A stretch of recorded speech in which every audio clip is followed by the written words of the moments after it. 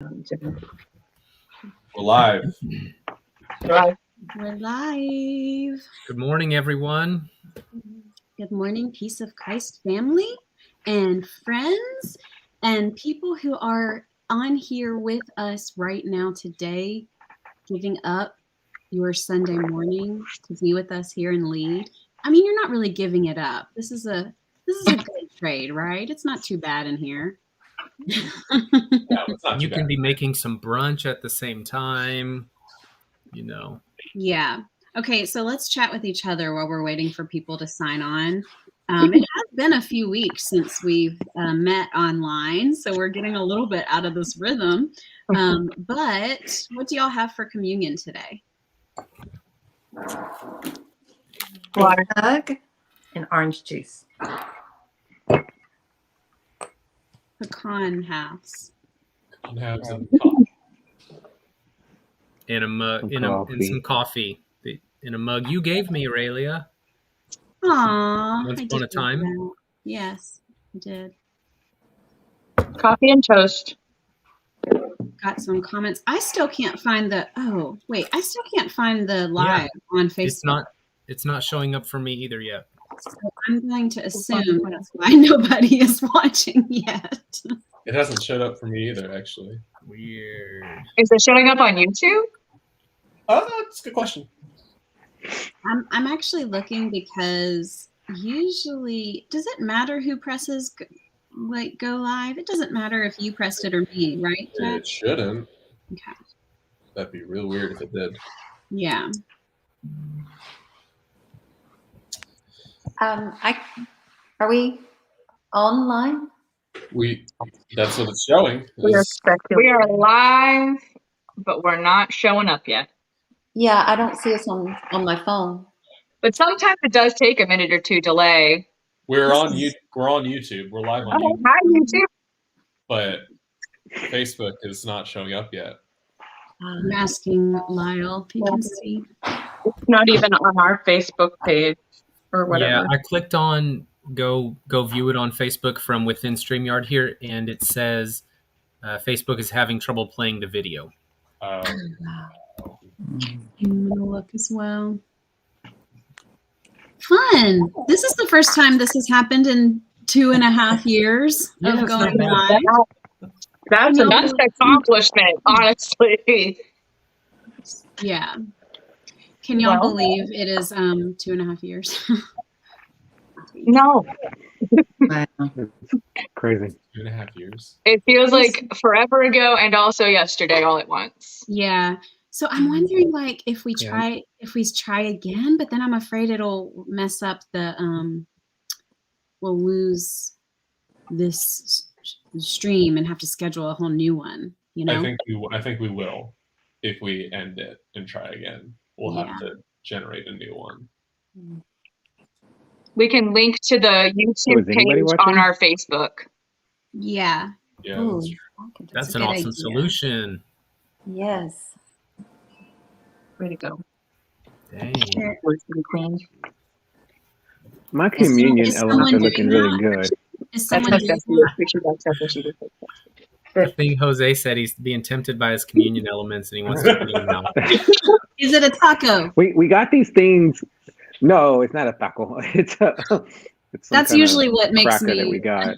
This is like the equivalent of us just like in the mornings when you come into church and everyone's like greeting each other and shaking hands and we're all getting settled and figuring out what's going on. Quite yet, the band is just chilling in the background, just waiting to see what's going on next.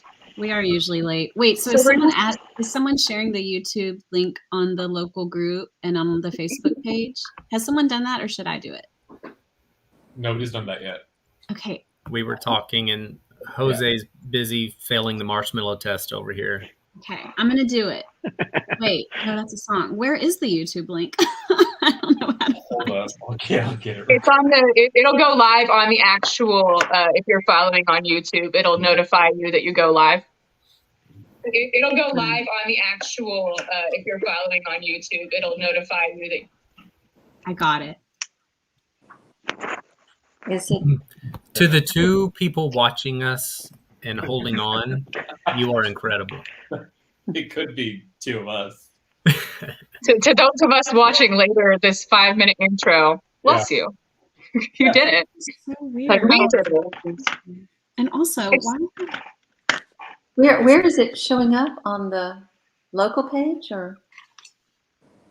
Probably not local. Probably do it to our public Facebook page I'm gonna do both. or both. Yeah. Yeah, I'll just do both. Yay. Because the YouTube one comes up really nice too. It works really well on YouTube for Yeah. the live. No, it does. Just most people watching on Facebook. Facebook sucks and is not, and our stream isn't working. Okay. Got it.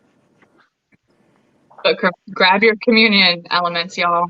If you Yeah. don't have them already.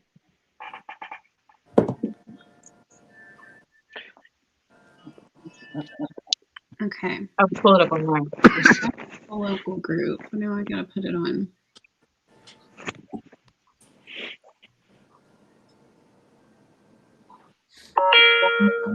If people can comment, just like on Facebook, people can comment on YouTube on the stream. You can still interact. Somebody text Tiffany. Facebook Yeah. stream is not working. I'm answering her now. Yeah, the deacons are texting, so. I won. I You replied won first. what? Who did you win? I replied to Tiffany first. It's so funny that I we, saw that happen in real time on top of my phone. I think it's funny that we like cannot, like we're all of this is being recorded and we'll be on the. This is fantastic. We just get to go back and watch how we choose to buffer. Is through positivity and just looking for another option very quickly.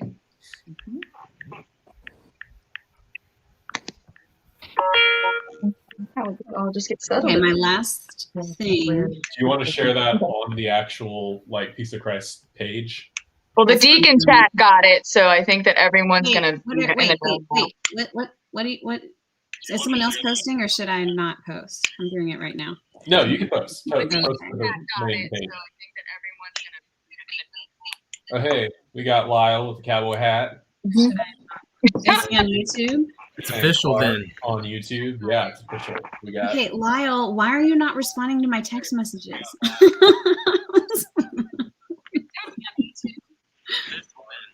Good morning, Clark and Lyle, and whoever else is now watching from YouTube. We are going to push forward and hope There's that Lyle. people.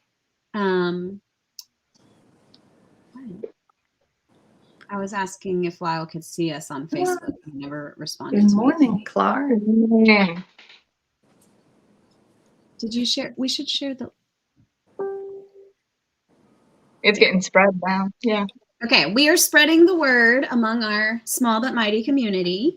We are on YouTube. Thank goodness it is working. Facebook is not. We're gonna share some announcements quickly and just kind of continue on. So we wanted to share, y'all, that we have a new meetup starting, and I want to let Jet share about it. yeah. Yeah. Talking and running. Oh, wait. Let me share the others first, and then hopefully more people will others be first.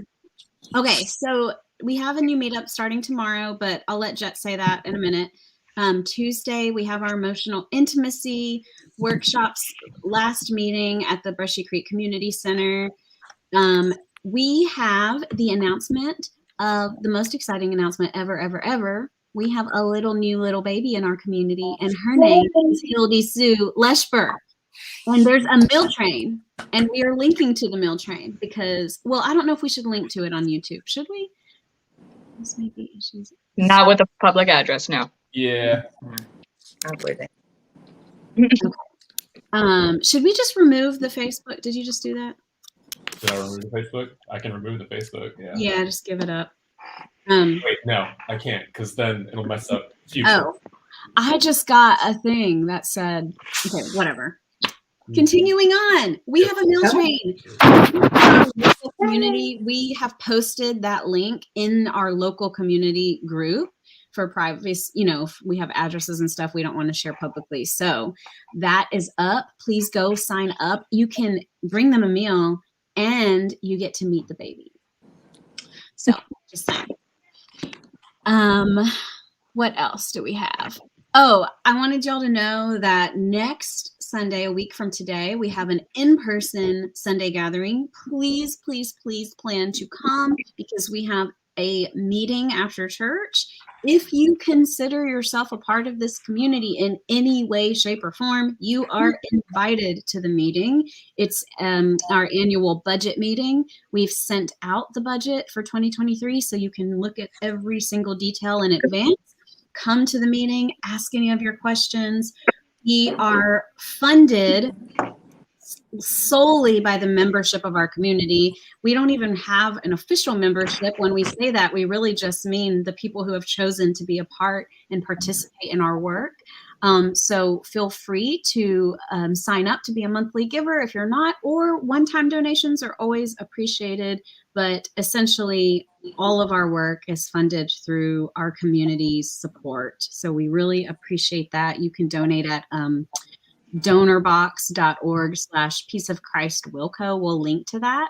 And again, please come to the meeting so you can learn about how we use our funds, how much funds we have, what our needs are. We really want to share more of that with the wider community. Okay, so make sure you have your communion. The guide is linked. We had a little hiccup, but we're pushing through. One last thing Jet is going to share. Are you ready to share, Jet? Oh, I guess the guide isn't linked because we're on YouTube, not Facebook, but I'm just going to share it now. Post all. It says all. Oh, wait. Okay, I see. Yeah. Yep, got Here we that. go. YouTube, Facebook. Okay, cool. Yeah. Really rolling this morning. Jet is doing all the streaming stuff today. So thank you, Jet. You're welcome. Thank you. Yes. Yeah. So if you remember a while back in our community, the SLC sent out a community survey. And one of the things that came up the most often in that feedback was the necessity for a sacred space for LGBTQ identifying people.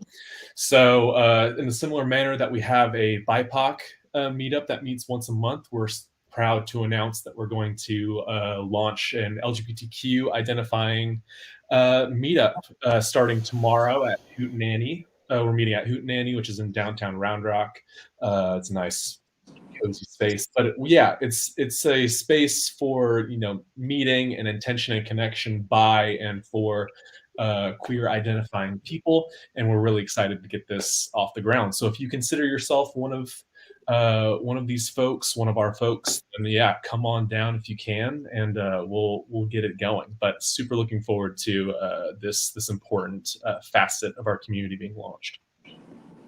Thank you so much, Jet. And I'm going to go ahead and chime the hour. And I just want to say, while we're getting that set up so that I can do that, I'm just so grateful for everyone that's here, even with all the hiccups this morning and small group probably watching today.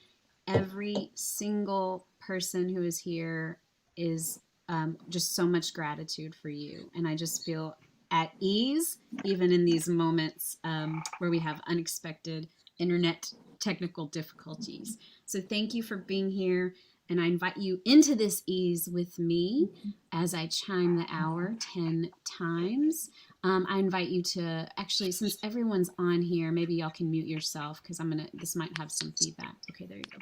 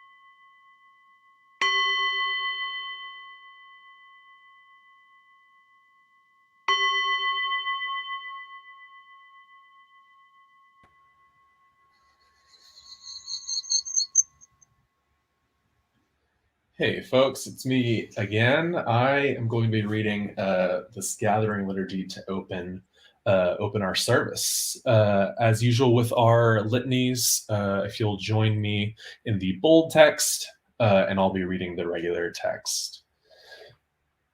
All right. When the world points us in the direction of despair, We Gather gather and remember God. through faith, we proclaim the truths that have sustained generations. We believe that justice will come. We believe that love can transform.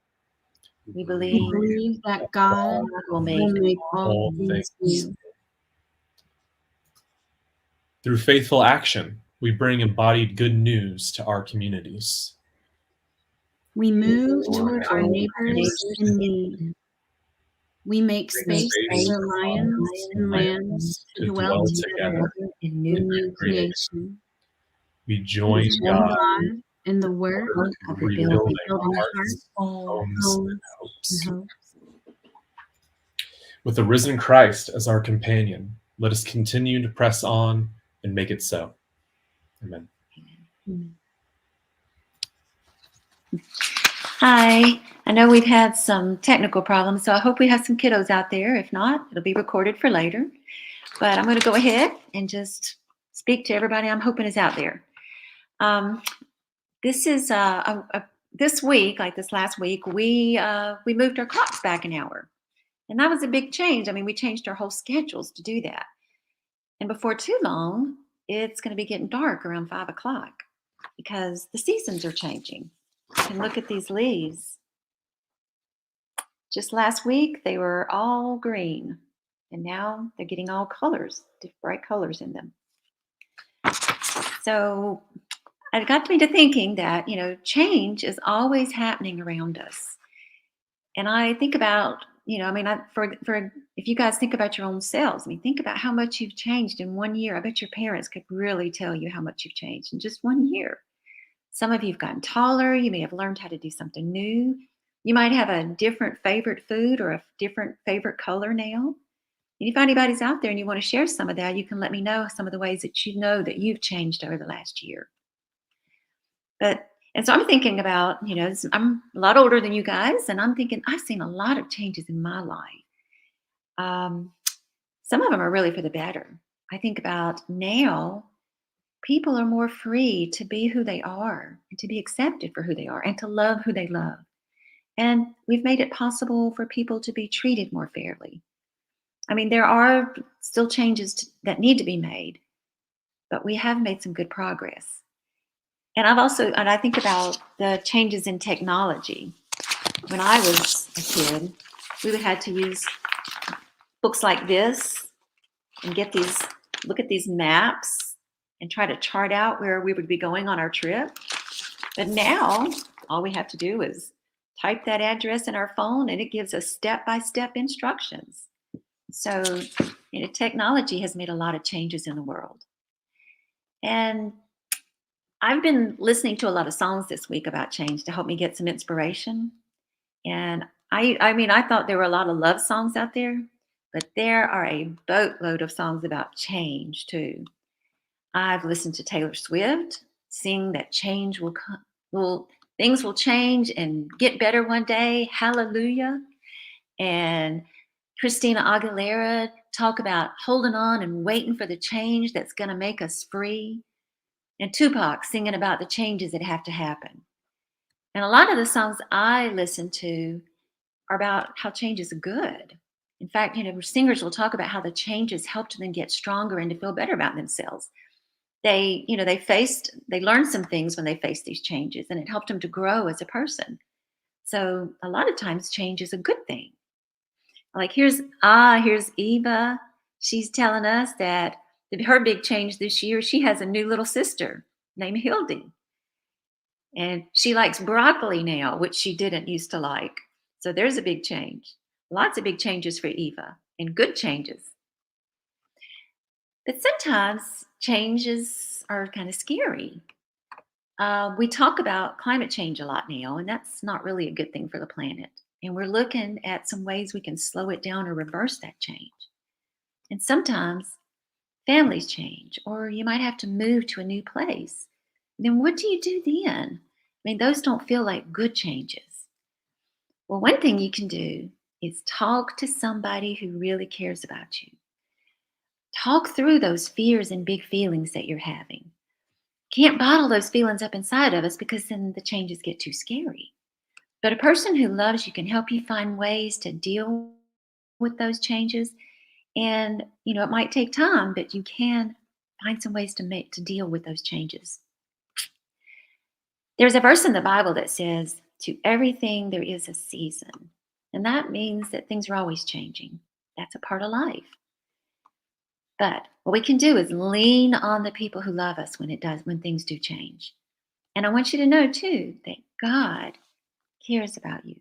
And He knows about all of those changes going on in your life. And He wants to help you get through them. So, and God, who we also speak of as she, listens to your prayers without judging you for any fears or feelings that you're having. So, when changes come, which they're going to happen, if they make you feel afraid or overwhelmed, be sure to reach out and not try to carry all that by yourself. And if they're good changes, share those with people so they can celebrate with you. Okay, so that's the end of the message here. I love you guys, and I hope you have a totally wonderful, fantastic week. Bye-bye. Oh, and we're having somebody new from Georgetown watching us for the first time. That's awesome. Hi to the Mitchells. Bye-bye. Hi, everybody. Hi, Mitchells. There's a great cartoon movie called Mitchells versus the Machines. I think everyone needs to go watch that. Hey, grab your communion elements, whatever you have this morning. We say, hey, you're free to pick whatever it is that helps you feel connected and grounded and centered this morning. I have a pecan and coffee. Communion, Eucharist, was originally in the context of a meal. And I think that's really important. And it brings to mind one of my favorite and most curious parables that Jesus teaches, which is about another meal. Let me read it for us. It's from Matthew 22. It says, Jesus spoke to them again in parables, like he always was doing, saying, the kingdom of heaven is like a king who prepared a wedding meal for his son. He sent his servants to those who had been invited to the meal to come, but they refused to come to the meal. And so he sent even more servants, and he said, tell those who have been invited that I have prepared the meal. My oxen and fattened cattle have been butchered, and everything is ready. Just come to the meal. But they paid no attention, and they went off, one to his field, another to his business. And the rest seized the servants, mistreated them, and even killed some of them. The king was enraged, so he sent his army, and he destroyed those murderers and burned their city. If somebody makes you a meal, I guess you should show up. It's a little bit of a violent part of the parable here. But then this is the part I love. He said to his servants, the wedding meal is ready, but those I invited did not deserve to come. So go to the street corners and invite to the banquet anyone you will find. Anyone who wants to gather around this celebrating, raucous party table, have them come. I don't even care. Just bring anyone who wants to be a part of this meal that I've made, the bad as well as the good, it says. And then the wedding hall was filled with guests. Let me offer just a few quick thoughts here about that story about a meal as we're in the context of the communion meal. Number one, Jesus is the embodiment of that Emily Dickinson poem where she says, tell the truth, but tell it slant. There are some truths that you can only come to circuitously. There are some truths that you can only come to in the context of eating a meal with people, which is what we're doing here virtually, but we do it as we hand communion to one another every Sunday that we're gathered. And there's an incredible amount of truth in tearing bread together and sharing. Secondly, God just wants people to show up and participate.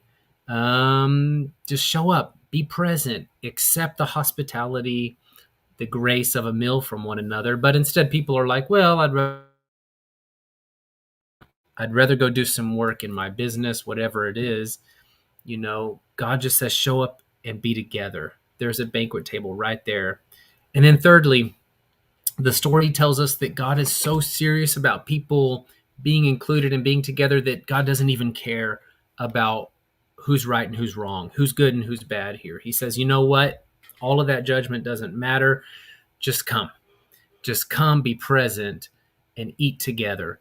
Be together. I'm thinking of that Rumi poem where he says, out beyond notions of right and wrong, there is a field. Let's just meet there. I'm thinking of the holiday meals we have coming up together, perhaps with family members or friends that you don't always see eye to eye on things. Just gather. Just gather and trust in the goodness of eating together. We don't have to just agree on everything. We don't have to exclude those who are wrong and just include those who are right. Just gather together. There is grace there. There is a gift there. I invite you at this time to join me in our communion meditation, some words we recite each week, some really intentionally written words that we've put together as a community. I will read the italicized or the regular font, and we'll all join in the bold together.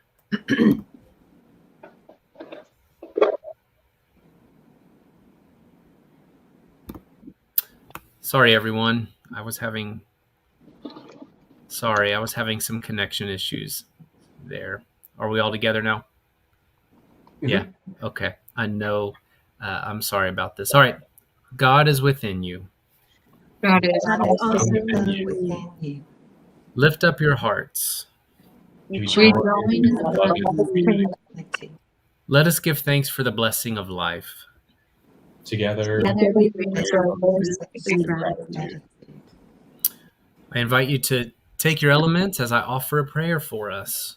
Our God who invites us to your table, God who compels us to just join together in celebration, in partying with you and with each other.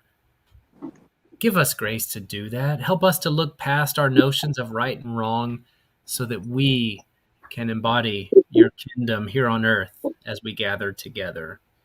We need your grace. We need your creativity as we do that. Amen. Great is the mystery of faith. Christ has agreed about his death, and we join him in the Amen. Thanks, Matt. I'll do a deeper look now with Jose. Welcome, Jose. Good to see you. Hello. Thanks for being here. And I want to say thank you to everyone for all your patience. We're having so many technical issues today. It's wild. Do I hear something else? Is someone in the background? Okay, there we go. All right. So a deeper look is our space where we can get a deeper look into the people and the lives in our community. And specifically this fall, we've been highlighting people who are just doing such good work in our community and wanting to hear more about the work that they do. And so this morning we have Jose here. I have 3 questions for you. And the first one is just for you to introduce yourself to us. Hello, everybody. I believe in these last, 2.5 years with the pandemic and everything, our community has changed dramatically. So I've probably not met a lot of you, but my name is Jose Serrano. I have a family of 5 total, including myself, and 3 kids and my wife, and we live in Gerald. That was short and sweet. Okay. Yeah. Tell us about your work and why you find it meaningful. So I work for a local mental health authority of Williamson County, known as Bluebonnet Trails. And I've worked with them for about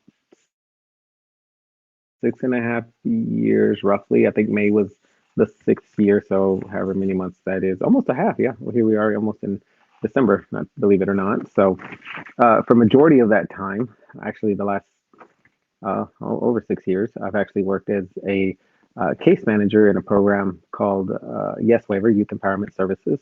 And those are cases where, or I say cases, that's just typical what we say, but that's working with a population that is very intense in mental health. very severe cases, unfortunately, but at the same time, it is a population that is needing a lot of support. And as of, I guess, July, I transitioned, well, at least title wise, to the youth and family service manager, which is overseeing our lower level of care case managers, where their cases are not as intense. And as of the middle of September, I officially transitioned over where I am overseeing them and kind of helping develop them and just making sure the program is working. And so in our program, though, whether it is Yes Waiver or whether it's the youth and family, we are providing support and resources by linking families to community resources if they're needing support in linking to if their rent is behind or they need some housing assistance. We try to help them identify local resources. Again, Williamson County is such a big county. We could be working with families in Liberty Hill, in Gerald, all the way over to Granger, Hutto, Taylor, into Round Rock. And so, it just kind of depends where that family may be. And so we're helping link them to those resources, food pantries, trying to find emergency shelters if needed, depending on the situation, what type of emergency shelter they may need.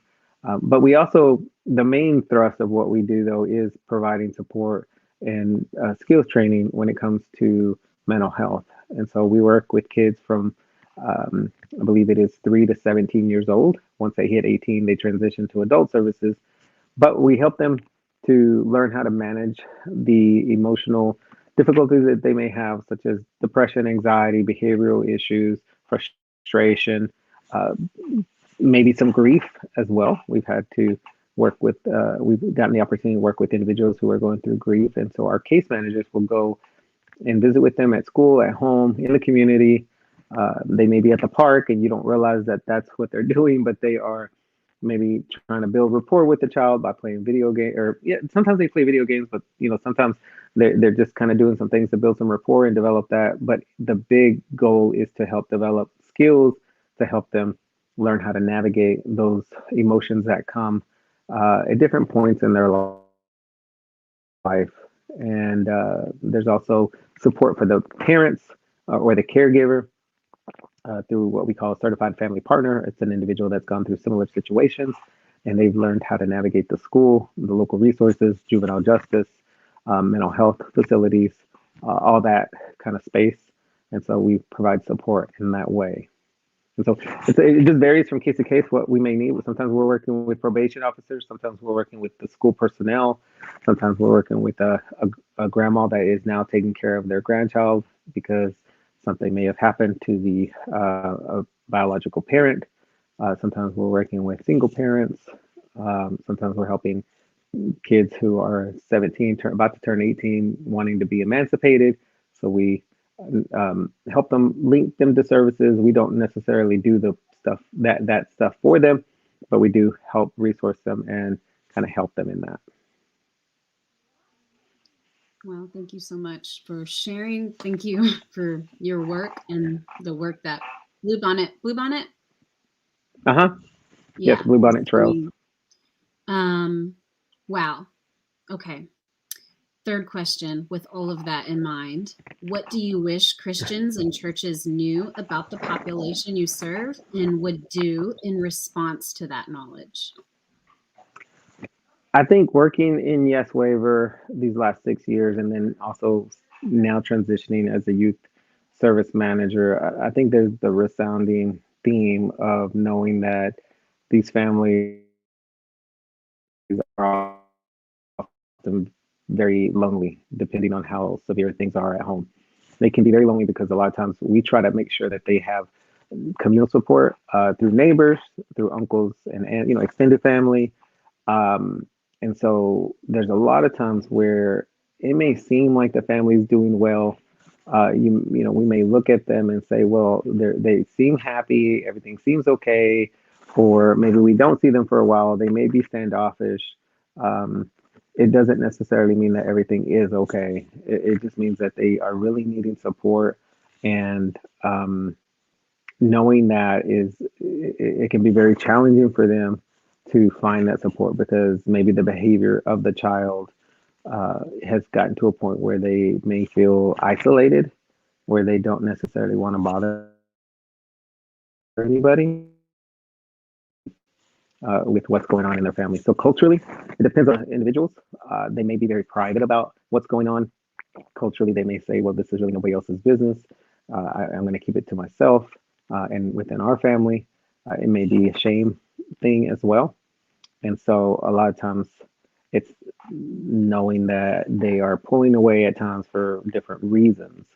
So as a response, my framework going into this as a Christian is knowing that every individual, regardless of the age, they have dignity and they deserve the best possible life that they can, and regardless of what's going on. And so I look at that and come in from the perspective that God wants everyone to have the best possible life that they can.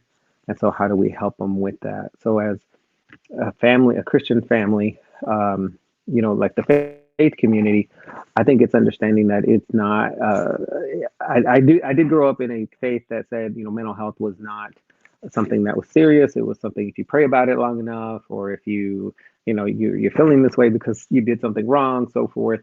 That's not necessarily the case. There is some chemical imbalance at times. There may be some trauma that has occurred that has affected the way an individual thinks and experiences life.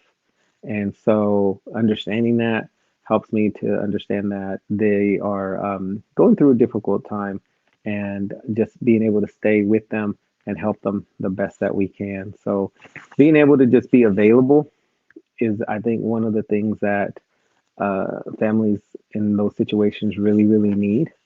And even in the times where they may seem to be withdrawn or push away, it's not necessarily that they really want to, it's just internally they may be struggling quite a bit and trying to figure out how do they still ask for help without what have I seen from these families, like feeling like they're bothering somebody. And so it's a very difficult dance for those who are on the outside of the family group, if you will. But as long as they know that individuals care and are really genuinely concerned about them, at some point they will open up. And I feel like our case managers do an amazing job of that, of being available. Of course, that is like their job, but it's still one of those things that they are available for, and it really, really helps them. Thank you so much for sharing, Jose. I know the private chat here in StreamYard is going with ideas of how we can support your organization and your work further. So Matthew's definitely going to be in touch with you. But I'm just so grateful for you and the many mental health professionals that we have in our congregation that are constantly helping us be trauma informed and be just informed of the intersections that mental health brings to spirituality and to our daily lives. So for those of you watching who are also working in, I know we have therapists and social workers and case managers, we want to hear from you. Feel free to email us any feedback on how we can be supportive. And Jose, thank you so much for just sharing about your particular work. And we just wish you well and hope we can support even more in the future. Thank you.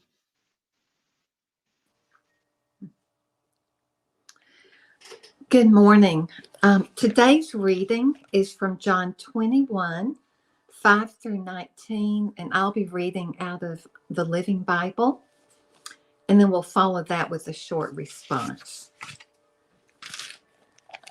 Some of his disciples began talking about the beautiful stonework of the temple and the memorial decorations on the walls.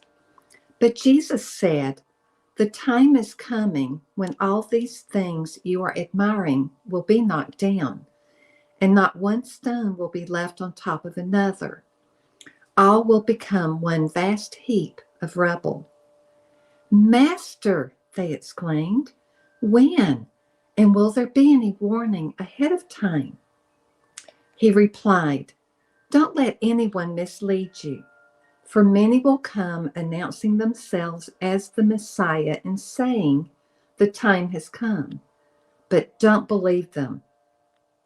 And when you hear of wars and insurrections beginning, don't panic.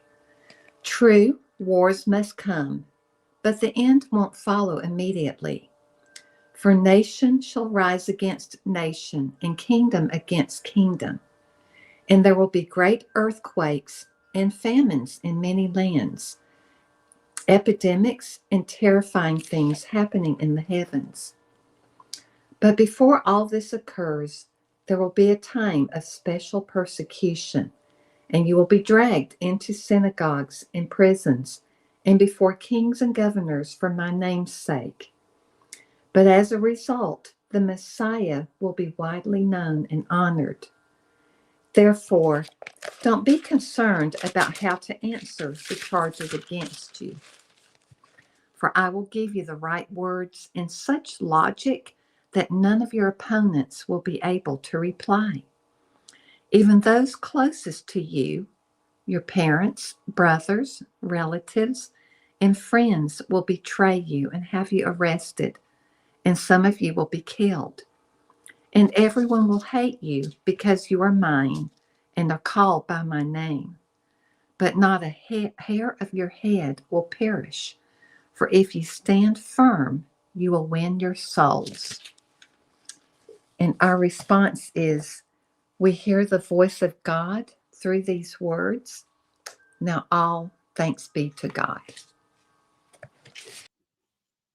Thanks be to God. Thank you, Sharon. And I have one more reading for us, so bear with me as I get to it. It's from Isaiah, and it's the text for this sermon. And in fact, these are both lectionary readings for today. It's Isaiah 65, 17 through 25. It says this: "For I am about to create new heavens and a new earth. The former things shall not be remembered or come to mind, but be glad and rejoice forever in what I am creating. For I am about to create Jerusalem as a joy and its people as a delight. I will rejoice in Jerusalem and delight in my people. No more shall the sound of weeping be heard in it, or the cry of distress. No more shall there be in it an infant that lives but a few days, or an old person who does not live out a lifetime. For one who dies at 100 years will be considered a youth, and one who falls short of 100 will be considered accursed. They shall build houses and inhabit them. They shall plant vineyards and eat their fruit. They shall not build and another inhabit. They shall not plant and another eat.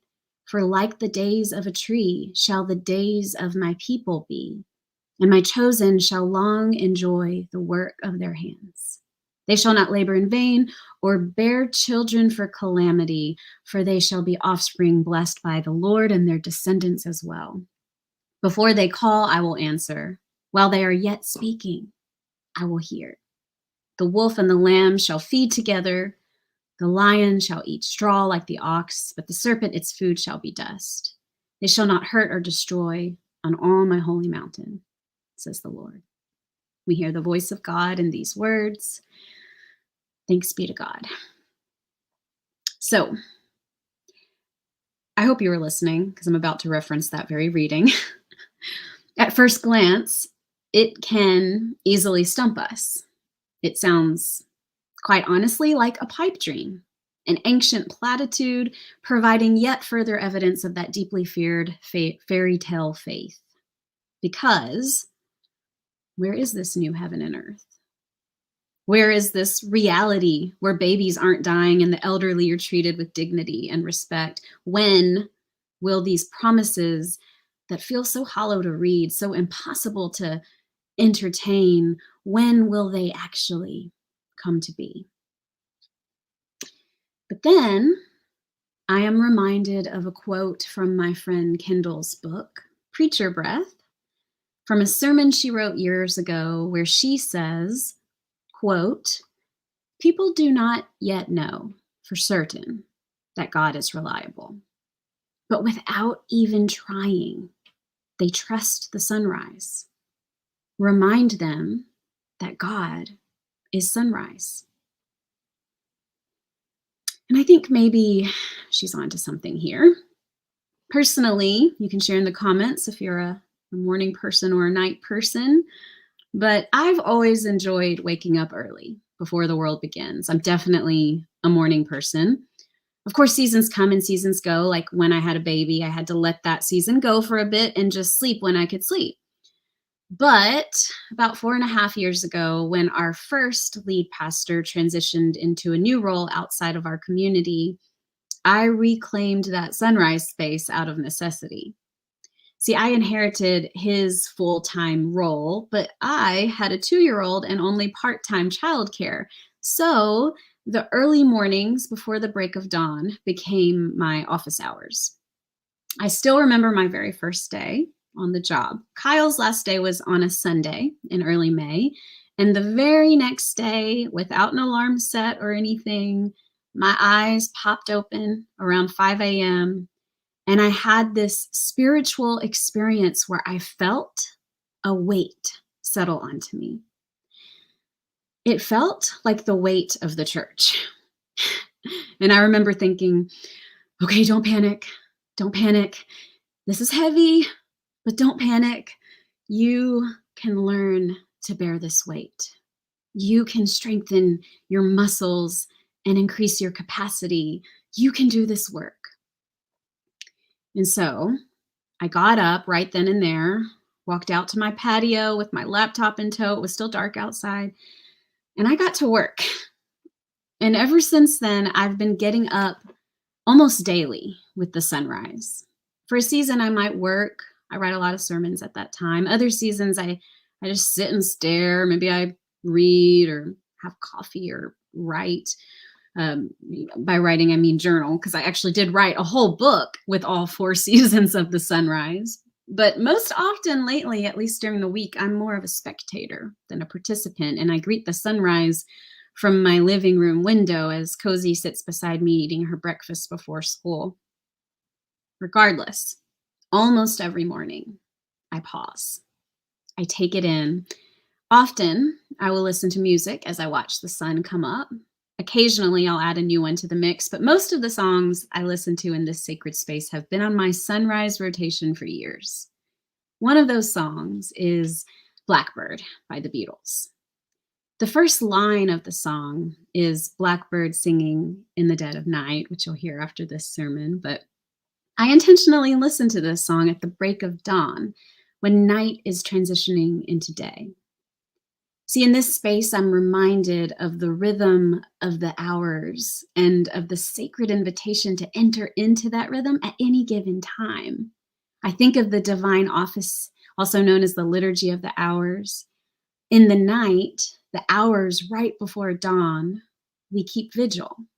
Macrina Whitaker, author of 7 Sacred Pauses, says, during this time in the dead of night, we welcome our night eyes, our souls, the night light. She says, like Jesus the night before he died, we keep watch with those who wait alone. We lean into darkness and we grow wise. At dawn, I can still feel this lingering energy from that vigil space. I can still connect with it.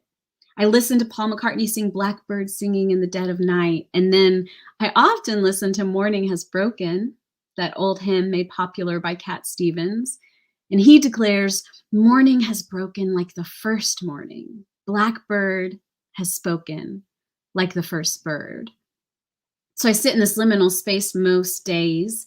And in this space, I grow in awareness of the day's flow, the season's rhythm, the continuity of time. And I can almost feel myself moving with those sacred hours, shifting from that mystical quiet, that stillness of keeping vigil, and into a new day, offering a new start.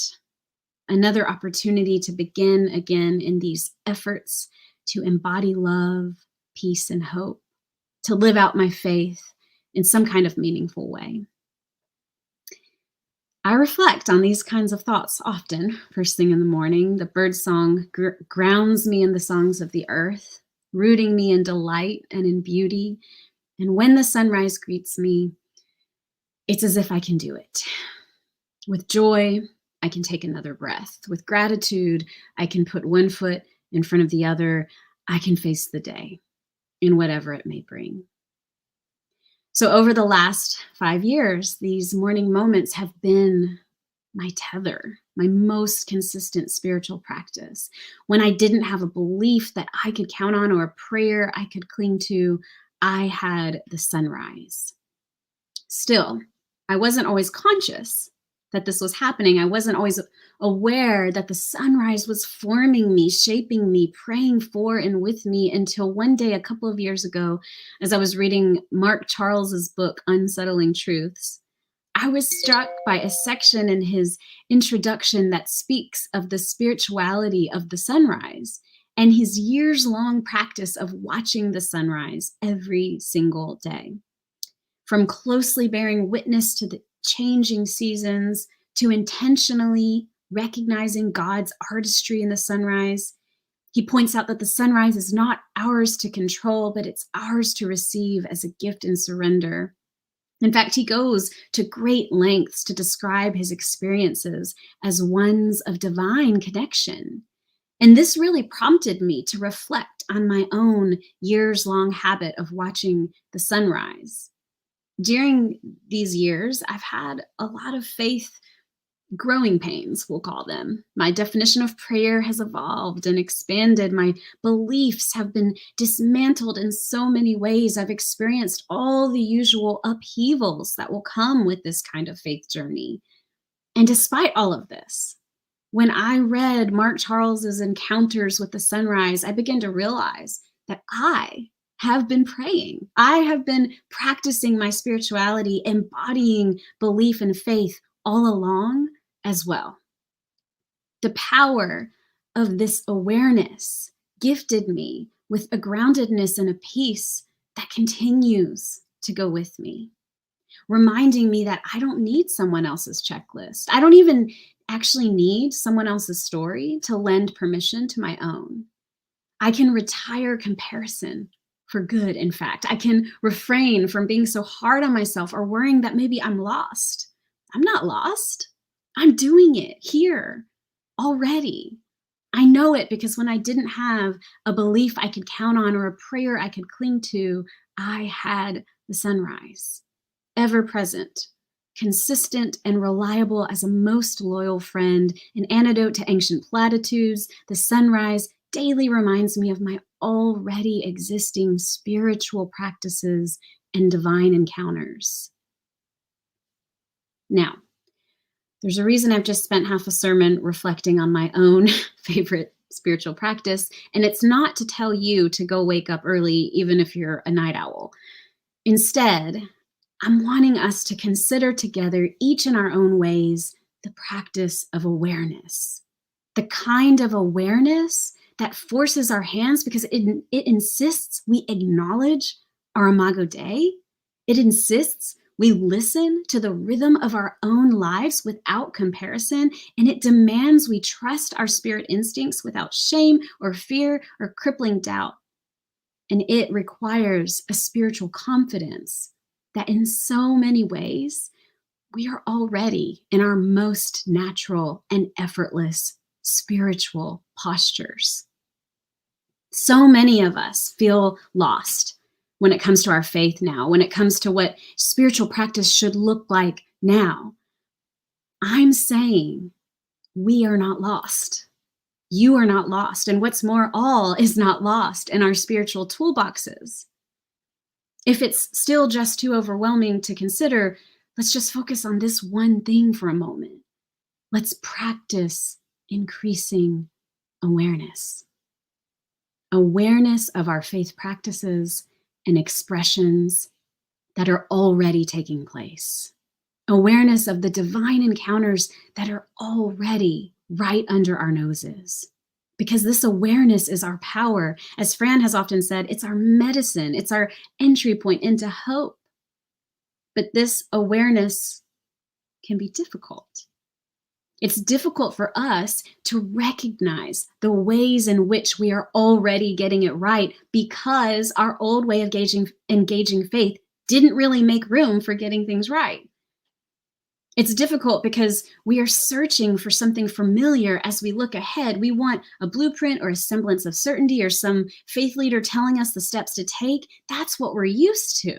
See, we're searching in our old ways, even as we move forward into new and unknown faith paradigms. We're searching for familiarity in a reimagined faith. We're searching for remnants of a paradigm we don't even want to exist in anymore. I want to acknowledge how hard it can be to look ahead with all this baggage. Hallelujah, we are doing this in community, right? So, how do we know what we want, what we believe, what resonates, what spiritual practices are ours for the taking? We reflect, we vision. In other words, we allow ourselves space to dream. See, when I read today's text with all of this in mind, I begin to see God's words less as giant platitudes and more like a dare, a form of holy resistance, an invitation to dream despite of, to incorporate things like courage, innovation, and risk-taking into our faith postures, despite all our reasons to stay hopeless. I read this ancient text and I'm convinced that God is ever inviting us to creatively and radically imagine what could be beginning within ourselves. And what's more, as people who are concerned with liberation, just like our treatment of creation, this kind of inner cultivation causes us to shift how we engage even the concept of dreaming. So instead of dominating and controlling our hopes and dreams, we learn to steward them, to tend to them gently, lovingly, and with great care. In this way, we build ourselves up. We lay a new, healthier foundation for our faith to stand on because the old one has crumbled. There's no going back. And similarly, in today's gospel reading from Luke, we read Jesus' words about the temple. He says, "The days will come when not one stone will be left upon another. All will be thrown down." And then a few breaths later, he says, "But not a hair of your head will perish, and by your endurance, you will gain your souls." See, Jesus was always pulling stunts like this, acknowledging and existing among chaos while displaying a divine groundedness. He napped during life-threatening thunderstorms. He prayed in a garden, no less, on the cusp of his betrayal and death. It's almost annoying, but it's also like goals. Jesus displayed a level of acceptance and surrender to the reality of turmoil and suffering, even as his entire life's work was devoted to bringing heaven to earth. So if I ever question why I followed the Christ path, this is enough to set me straight. Even in our text today, we are reminded that dismantling is simply a part of our work, and upheaval will be a natural result of that work. So it's not about whether or not this stuff will happen, and more about how we will stay in one piece in the midst of it. Indeed, the text today, the gospel reading, speaks to a groundedness, a protection that is ours to receive despite all our reasons to stay hopeless amidst the dismantling and crumbling and upheaval. How do we access this? How do we dare to radically dream of what could be, even as we participate in all the necessary dismantling?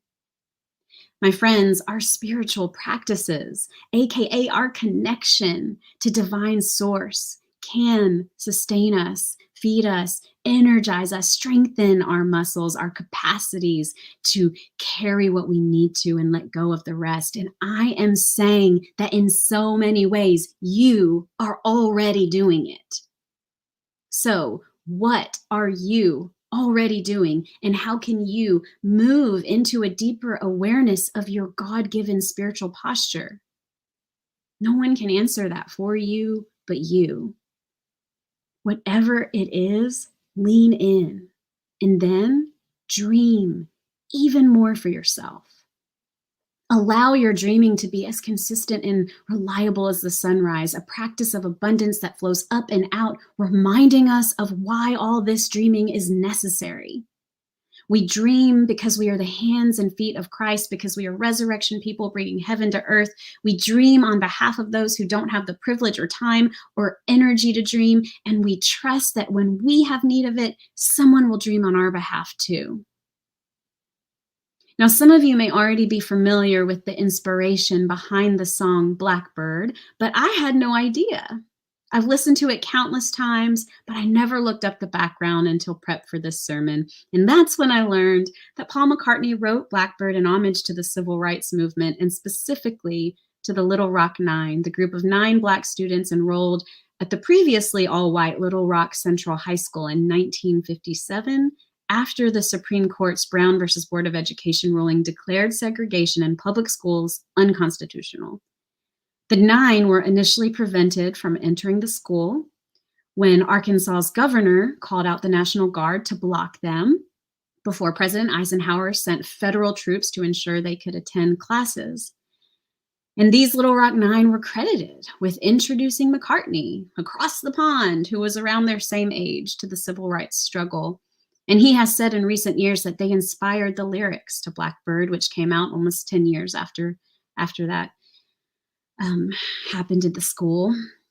Lyrics say, "Take these broken wings and learn to fly. All your life, you were only waiting for this moment to arise." And I hear that word arise, and I think about the intentions and inspiration behind the song that I so often listen to in my sunrise space, and it clicks in a new way. See, I don't watch the sunrise to escape, to go be with God in the clouds. I watch as a reminder of my earth assignment to join the flow, the divine flow of creator and creation, to join the work of oneness right here, right now. And we don't prioritize our spiritual practices as an escape to go be with God and forget the rest. In fact, it's quite the opposite, which is what makes our spiritual practices so urgent. They can have collective impact. They are our own healing, yes, and they are also our fuel, our energy, the stamina needed to daily participate in our earth assignment, to join the divine flow of creator and creation, to join the work of oneness right here, right now. When we actually have the energy to participate, we are reminded that our dreaming is for something. All this inner work, all this grasping onto some kind of divine connection is for something. It is for the sake of our collective oneness, the reconciliation and wholeness of all things.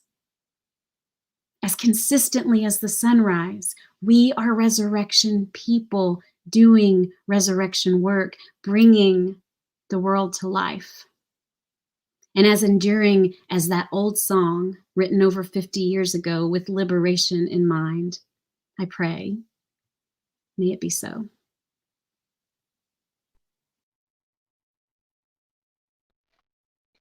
Blackbird singing in the dead of night.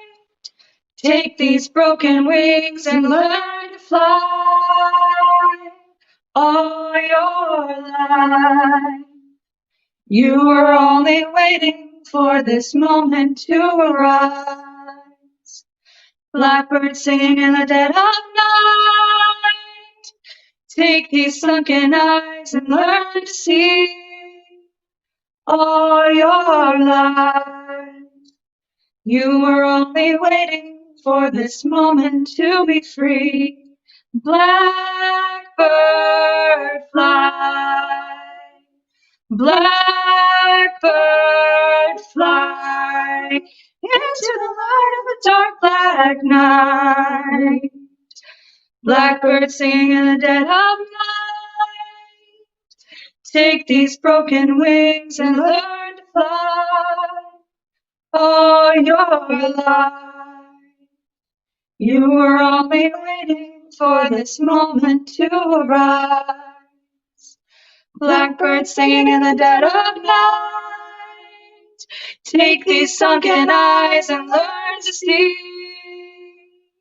All your life, you were only waiting for this moment to be free.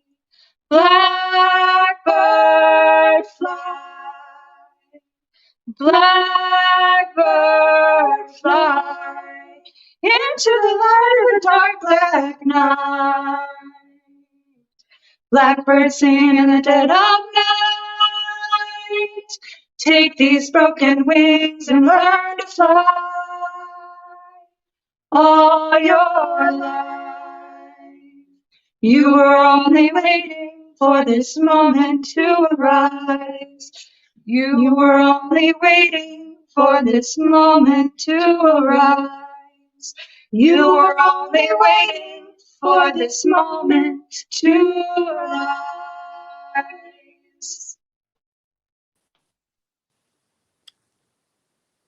Let us go from here with the confidence that God can, indeed, make all things new.